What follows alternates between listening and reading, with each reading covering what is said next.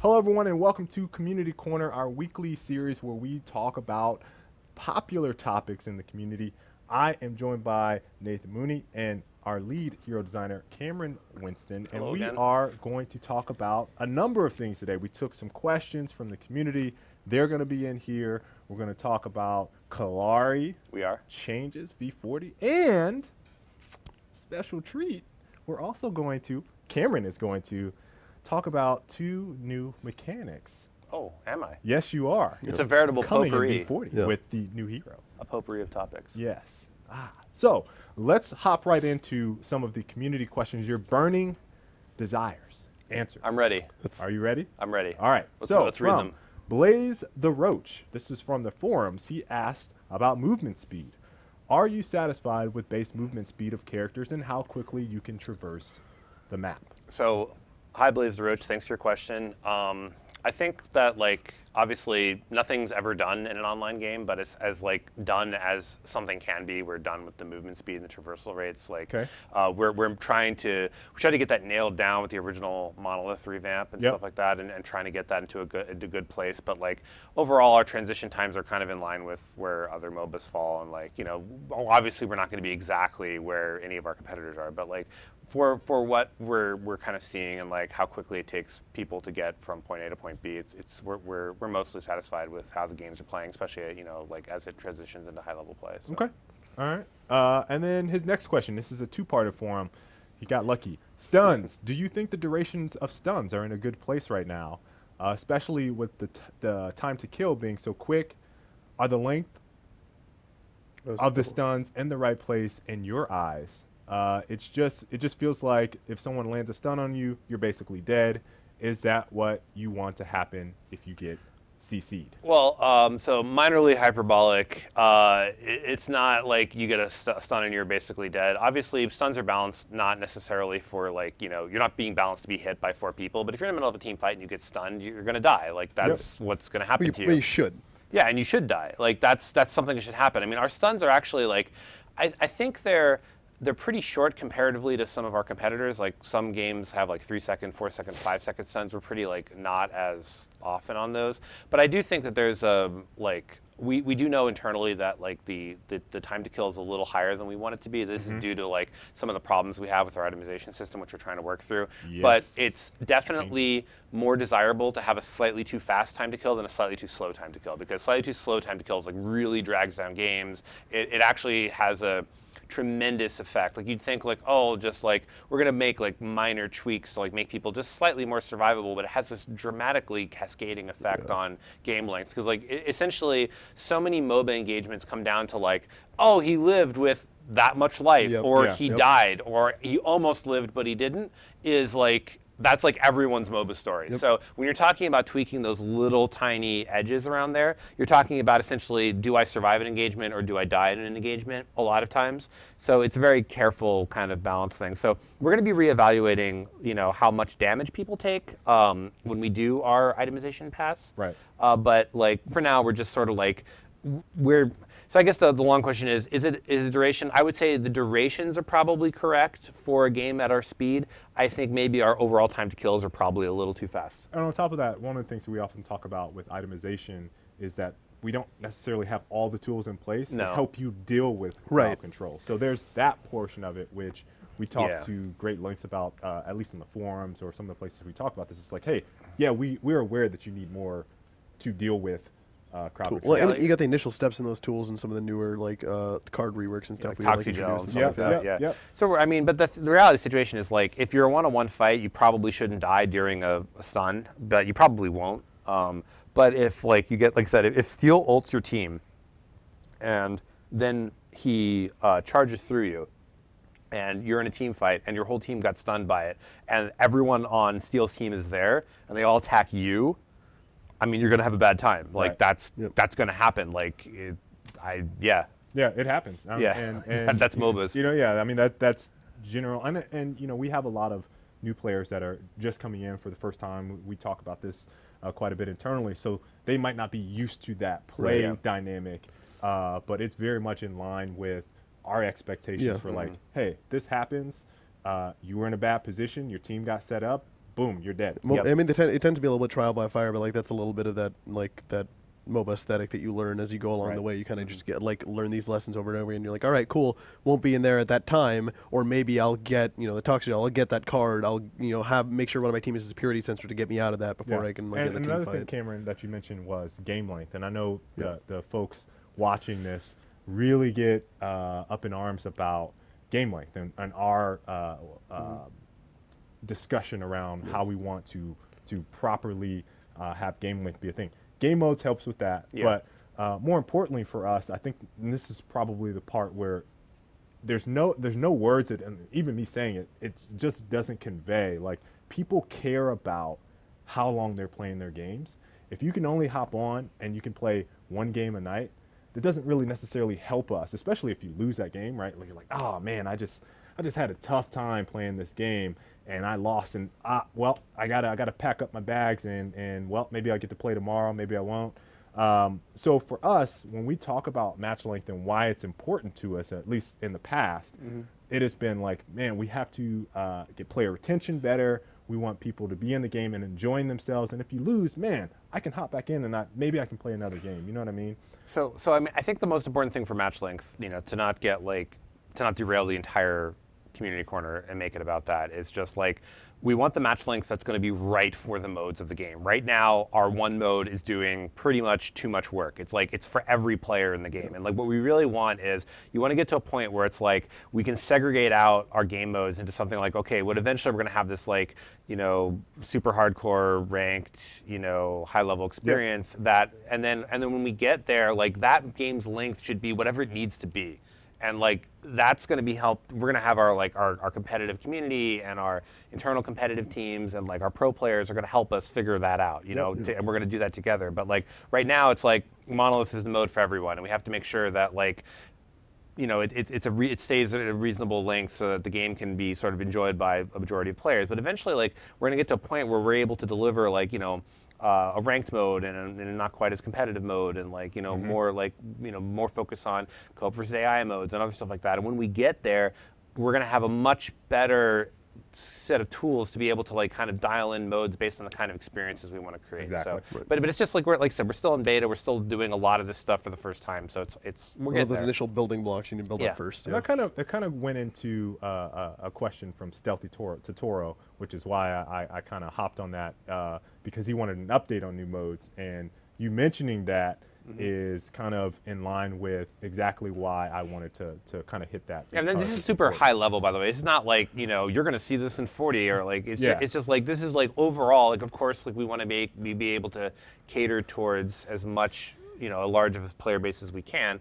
And part of that is going to be just, modes that are more specific towards the types of players who are likely to want to enjoy those modes. But like, I mean, obviously, it's not like we don't have science that says like, enjoyment of modes is exactly this time or whatever. Like, it's just, we're trying to just do our best with the tools we have for now, and we're going to move forward with better tools as they come online. Yep. So here's one from Tamahan. Do you guys believe that you will always be able to put out heroes at the 3-week timeline that we currently have, or do you think there's a possibility of this schedule being changed due to the stress it could put under the team of having to constantly add new and dynamic heroes that feel different from the previous ones? All right, Tamahan, are you secretly, do you report to me? I'm on to you. All right, so essentially every 3-week thing is we're going to do it obviously as long as we can and as long as we still think it's adding value to the game. Like, there's going to hit a certain time where there's enough heroes in the game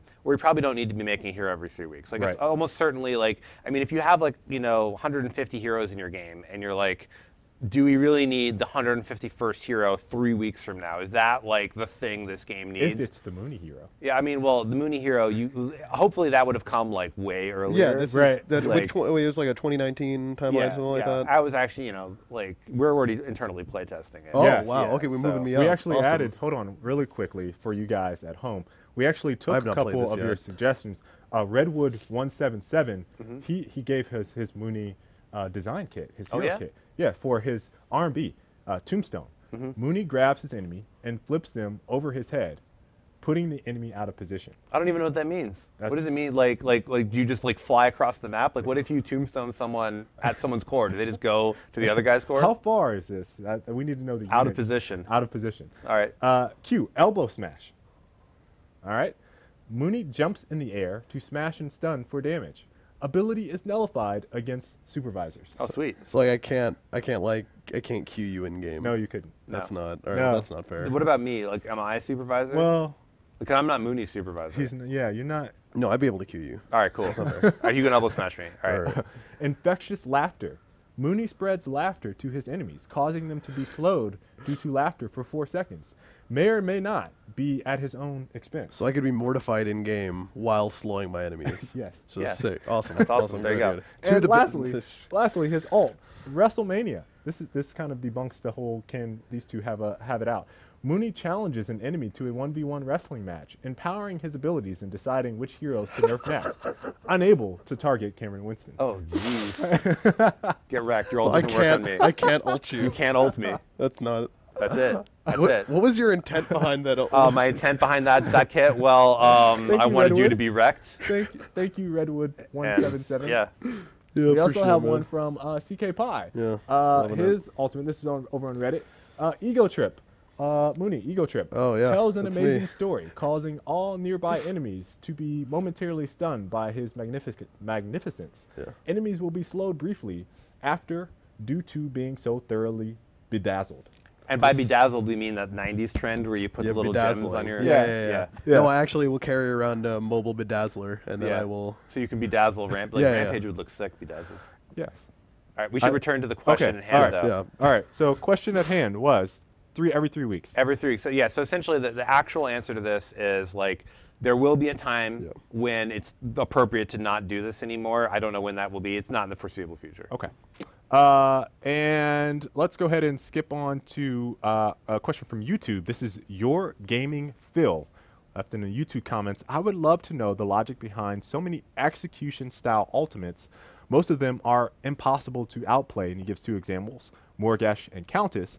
Also, when can we expect movement speed cards? Until we have them, heroes like Sparrow are completely useless as they get gap closed on and then have no way to escape. Something like a Chimera or Grux or anything really. So 2 parts to this. The first is like, I don't know if there's so many execution style ultimates, and I certainly disagree that they're impossible to outplay. Like Right. one of the things that like, again, when we go back to our community corner last week, or maybe it was the week before, I don't remember, we talked about like positional mastery versus execution Yeah. mastery.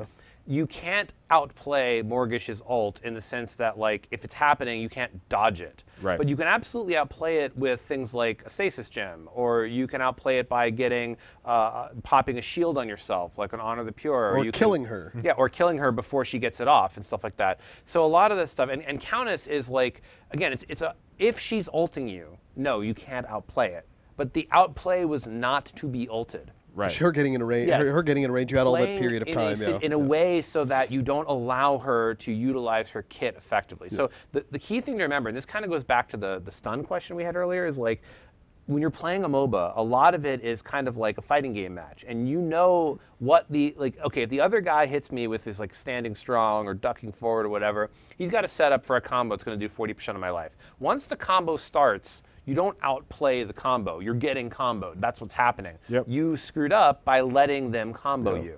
So part of being in lane with someone is like if you're in lane with versus a gadget, you know she's going to try to put a hat on your head. Yeah. Yep. So like your choice is, okay, how do I deal with this? Like I have to bait out the hat, or am I going to outplay it by like staying out of range, or am I going to just abandon the lane and rotate somewhere else? Am I going to give this lane up? Am I going to figure out some way to mitigate the damage? Am I going to try to have successful trades with her? Yep. So there's so many different ways you can kind of approach the problem of gadget and lane, and that's kind of like how MOBAs work. And this is a core MOBA thing. It's like sometimes in MOBAs, you hit buttons to create things to occur. Like it's not like, there's not like a shot that you dodge. This is like, I am making this thing happen. Right. And because of who I am as a character, this is a thing that's occurring.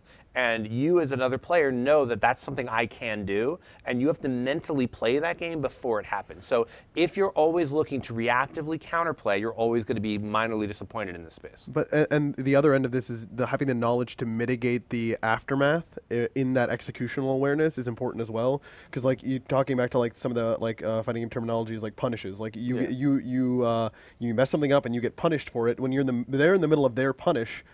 You being able to stop that or counter the punish doesn't make any sense because you were being punished for some error you have made in your gameplay. All you can do now is attempt to mitigate the punish or understand how to gain an advantage after that point. Right. Yeah. So like gadget hat's on you, it's like, all right, December, you're only by. Can you shield me? Can I mitigate this damage somehow? Can I pop like some ability to like heal myself or shield myself so the damage doesn't hit me? That's your decision after that point. If you don't make those decisions beforehand, you will be hitting that point. Right, and that's one of those things where, you know, I think the community, at least those that really, really invest into understanding counterplay and understanding the mechanics of the game, you'll see things like, hey, I watched, I can't remember whose video it was, but when Morgesh was first out, it was Decker X2. Ah, there we go, I remember. Decker X2 made this awesome video showing Stasis Gem for Morgesh's alt. So, I think he was Bellico or a couple other Order heroes, and when Stasis Gem was used, basically, as that alt's coming down, you take no damage. So there's itemization that allows for counterplay, and then there's positional awareness, and then there's execution mastery. All of these things add to the encompassing of a MOBA. And being like Grim.exe, for example, you just shield it. You shield it. Like, right. I mean, it's like it's these are things that are like in like we have lots of these things that are like built into the game that like, but people like you if you pick and choose and you say like this is only the hero I can play. So like to kind of dovetail into the next question, which is like, more movement speed cards. Like, so first off, saying heroes like Sparrow are completely useless is almost certainly hyperbolic. Ed's ears are burning somewhere. I know they are. Yeah, I've seen a lot of ridiculously great Sparrow plays. So when you pick a hero like Sparrow, what you're investing in is this is a carry that is just going to do more damage than most other carries, and her ultimate just destroys in team fights. But you're investing, remember, carry is an investment. So if you're investing in a carry like Sparrow, you're choosing to have a carry that you have to babysit a little bit more because she specifically doesn't have this stuff. So if you're like, why can't I be self-sufficient as carry Sparrow? The answer is you're specifically designed to not be self-sufficient because you hit R and just destroy everyone in a team fight. Like, this is kind of like, it's part of the core of like how our heroes are designed to be. Like, so balancing is not specifically like, if I have all my cards and you have all your cards, it's an even fight. Sometimes if I have all my cards and you have all your cards, you just always lose. Because the game was don't let me get all my cards. Right. Because me getting all my cards is hard. Because I'm Sparrow and I can't get away from a gank. Like that's part of a MOBA. So I think a lot of these kind of questions come from like, if you're approaching the game from like, this is a pure action game, like then you're like, well, why can't I just jump around and dodge things? But you have to remember, it's also a MOBA. So we're doing both these things. We have action elements to the game, but the MOBA elements are always what we're going to try to be pushing more because like a hero like Sparrow is allowed to be Sparrow because she can't do these things. Right. Right. And so, and for the movement portion of it, it's like, well, if you want to have the mobility, Twin Blast is the option for you as a carry, right? So that's part of those things where we want to educate people in the right way of like understanding a hero's kit, and does that play into or fulfill the role that you have in mind for the hero? And the other portion of that is after you play enough and you realize that you can't do these certain things, what heroes align with what you're trying to do. Yeah. And also just the last point of this is like the specific thing is they have nothing to escape a Chimera. Chimera is not designed to be escapable. Like, he's designed to constantly be able to chase you. Like, you have to do something to be able to escape Chimera. So in a situation where Chimera gets on Sparrow and Sparrow's alone, that's one of those MOBA situations. That is now, it's just playing out now. If you can get to the tower and you can kite him past your tower, you probably, and just keep running, he's going to take a lot of tower damage. You have a shot of getting away maybe, but like that's something you're designed to lose. Right. Well, yeah, I mean, like, it's the back and forth, right? So I pick Sparrow, right, because I want to have a good, strong late game carry. Yeah. And then you pick Chimera because you're like, I'm going to jump on Sparrow. Yeah. And now in game, I have to make the decision to maybe sacrifice me getting to my late game power a little bit early to get a blink card so that I can escape you now. And now maybe your plays, you want to get a blink card in order to be able to chase me. And like now that we continue But this that is back why and you forth. don't put a carry in every lane, because it's like if your lane is like Sparrow mid, Grim.exe off lane, and like Twin Blast and Murdoch in your safe lane, and I have a team of like Countess and Chimera, you're just going to feed kills constantly because no one on your team can deal with an assassin jumping on you. Sure. You have no tools. This is like what supports are there to do. Like, so if I'm a Chimera and you have a Narbash with your support, with your Sparrow, like I can't just jump on the Narbash and jump on the Sparrow and just chase her because I'm going to get thunked, and then the Narbash is going to speed the Sparrow away, and like this is the whole point of the support carry kind of dynamic. And more self-sufficient carries don't cap out as well as carries that require more support. Like that's just balance. So one last question before we get into the rest of today's show is from RGS Ace on YouTube as well. Would love if you guys could talk about why when you stun a hero who is using his or her ultimate that the ability doesn't go on a short cooldown like Morgash's ult. I'd love to hear the reasoning behind that. So the short cooldown thing was a hack. It was never intended to go into the game. Like the whole point of it is like, you know, we had some inconsistent implementations that we're just trying to clean up. Like it has to do with the design philosophy is if you hit a button and the ability does something, it goes on cooldown. If you hit a button and the ability doesn't do something, it doesn't do on cooldown. So if I'm a Gideon and I go up and to do my ult and I'm doing like, you know, my transition animation and no one's taking damage and I get stunned, it doesn't go on cooldown. If I'm Morgish and I start to stab you but nothing actually happens, it doesn't go on cooldown. Right. So like the idea behind it is like you can't just interrupt my ult and stop it from working. Now the thing is like, well, but what about Gideon? Like I can stun him out of his ult and then like but he still gets a benefit from it. The idea is maybe you don't get full benefit, but if it's a channeled ultimate, part of the way Gideon's ultimate is balanced around is assuming that it's really hard to get the whole thing off. We don't actually expect you to get the whole thing off. Like I think it's balanced like you get like half the thing off. Right. Because like you don't actually generally get the whole thing off. But you get an Ash of the Witch, and I've actually been in team games where like we don't have a good answer for Gideon, and the Gideon draft like kind of surprised us, and then you know you're in a team where it's like you don't have a good interrupt for it, and oh my Eating god, a whole Gideon ult, oh god, you just eat the whole thing with Ash of the Witch, and you just can't even get away, and like there's no one. Someone's like, how do we interrupt this guy? And it's like, well, I'm a Belka. He's in the air. At the end, get him on the ground. Yeah, it's like that's it. Like, well, I can't do anything. Is he out of mana? No, okay, never mind. Yeah, it's like I shot him for 280. Well, I guess I'm dead. You know, that's pretty much like your life. So I think it's one of those situations where it's like you have to kind of say, okay, when I ulted, did I get something? So like, why does Kallari's ult go on cooldown when you don't jump to someone? Because you get vision of the entire team. For 7 seconds, regardless. Like that's a great Which advantage. is amazing. Yeah, that just doing that alone, it can be sometimes game winning, right? So if you're ever in a situation online where you use an ult or any kind of ability and it doesn't do something but goes on cooldown, like do you remember when like Gideon's teleport was like this, and you'd like be like, I'm going to teleport, and then you get stunned out of it and go on cooldown? Yep. Like those are bugs. Like we want to fix those. Like that's not intended ever. Like what we want is you use an ability, you get some benefit from it. If you get some benefit from it, it goes on cooldown, and then like that's kind of how we want it to be. And if you run into any of those bugs, head up our forums, bug reporting forums. Thank you. Yeah, and then we try to fix them as we can. Like those are not intentional. Cam goes back immediately and fixes them. Okay. Immediately. Real quick, we have Kallari changes going into v.40. Yeah. v.40's May 16th, for those that don't know. May 16th. May 16th. New age. It's going to be a new age, the age of Kale. A new age. So it's like the age of Aquarius, but it's about you. You mentioned in one of our episodes, you mentioned talking about some of the Kallari tweaks and changes and making her, massaging her. I think massaging her, the term that you used. What changes specifically are we making to Kallari? So when she double jumps, she's going to be able to throw a dagger that homes to everyone on the enemy team. No. And massages them. That's massages. Stop it.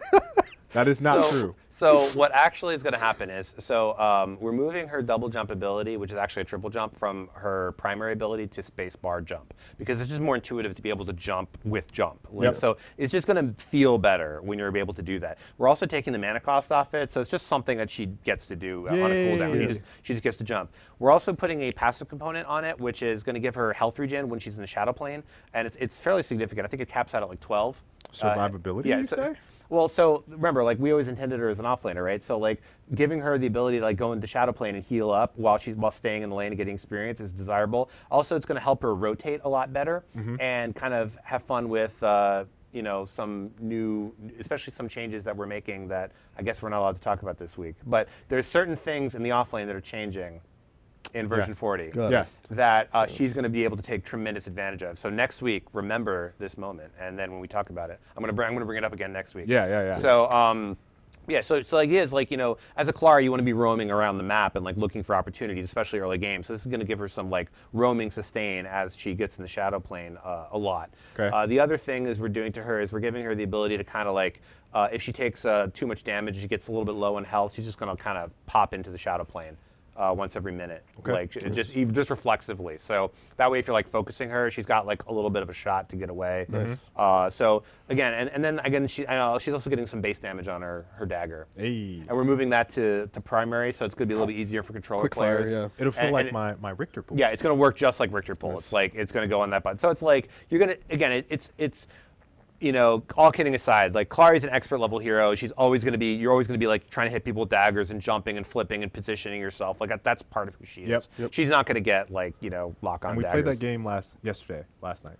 Yeah. With Ta in it. Dude, he wrecked you. You were so wrecked. I was not happy So it with felt Ta's. it actually like, after the game I was straight up like that felt like an OG like comp game like where it's just Ta running terror on it was Kallari. the most amazing game True terror Ta, dude. in the design playtest, just because of like back and forth that happened in there. It was an awesome game, and Ta was using Kallari in there, and just he's very, very, very, very good Kallari. No, she's a terror in the offlane. It's great. And then we have this new hero that's coming out, and you know, I'm curious about. Super excited. We've talked about this. There's 2 new mechanics. Yes. You said this on stream. So what are those new mechanics? What's the very first one? All right. Dig deep so on this. pay attention because I'm not going to say this twice. Okay. So first off, she's got.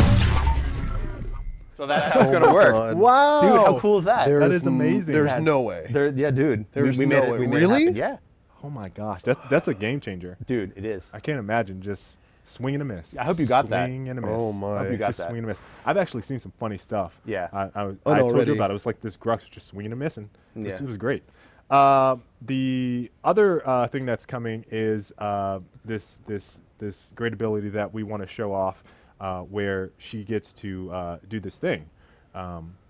What is that? Well, why don't we just show and not tell? Okay, we'll just show you guys. So my teachers always used to say, "Show not tell." When I was writing, write papers. Yes. So yeah, these are great things that are coming with this new hero. Yes, it's going to be exciting. We hope you guys like it. I love it. I know. So- Moody likes it. Kale likes it. Oh, I love it. They're fanboys, though. They Can't don't wait. count. Exciting times. New age. Yes. New New age. age of Kale. New age of Kale. So we hope you guys enjoyed today's episode, and we will see you guys all next week. Take care. Bye-bye. Bye.